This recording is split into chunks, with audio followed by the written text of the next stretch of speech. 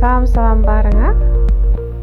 Бүгін мен сіздерге япониялық дүйнөлүк метод жөнүндө айтып бермекчимин. Бул метод lesson study деп аталат. Бул мугалимдердин кесиптик өнүгүүсүнүн натыйжалуу жолу болот да. Натыйжа деген эмне? Демек булдан сен бир көрсөткүчтү көрсөтөсүң. Даярдаган Осокебекзада Алтын Уя мектеби. Lesson study деген эмне көптөгөн мугалимдер угат, бирок жооп бере албай жүрүшөт. Бул мугалимдердин биргелешип сабакты изилдөө ыкмасы да. Бул усул 19-кылым аягында Японияда пайда болуп, бүгүнкү күндө көптөгөн өлкөлөрдө колдонулуп келет. Lesson study бул жөн гана сабак өтүү эмес, бул мугалимдер тобу биригип алышып, сабакты чогуу пландаштырышат, байкашат, анан талдайт. Демек, бул өз тажрыйбасын дайыма өнүктүрүп турат деген сөз. Lesson study'нин негизги максаты эмне? Бул ой жүгүртүүнү изилдөө. Окуучу сабакта ой жүгүртүп жатабы, сабактын сапаты жогоруладыбы жана мугалимдер бири-бири менен тажрыйба алмашат. Эң негизги натыйжалуу метод. Бул жерде биз мугалимди эч качан сындабайбыз. Накта мугалимге кеңешибизди жана сунушубузду беребиз.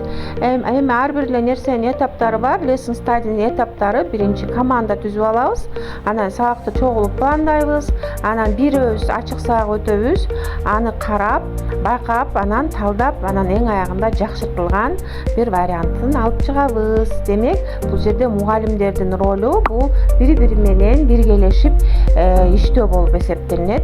Ар бир мугалим өз идеясын кошо алат. Анан эң негизги нерсе бул жерде 12 жылдык билим берүүнүн алкагында бул окуучуну борборго коебуз же болбосо бул жерде окуучу сабактын башкы каарманы болуп саналат. Эң аягында албетте баягыдай эле рефлексия бар, жаңы идеялар бар, сынчыл көз караш бар, эмоциялык интеллект бар. Ал эми бул окуучуга кандай пайдасы тиет?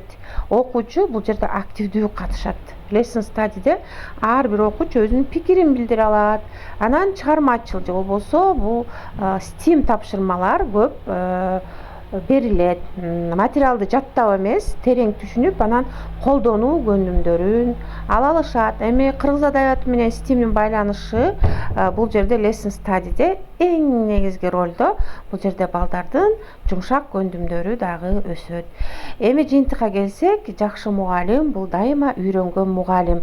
Ал кимден үйрөнөт? Албетте насаатчыдан үйрөнөт, жана башка жасалма интеллекттен, жана дүйнөлүк методдордон.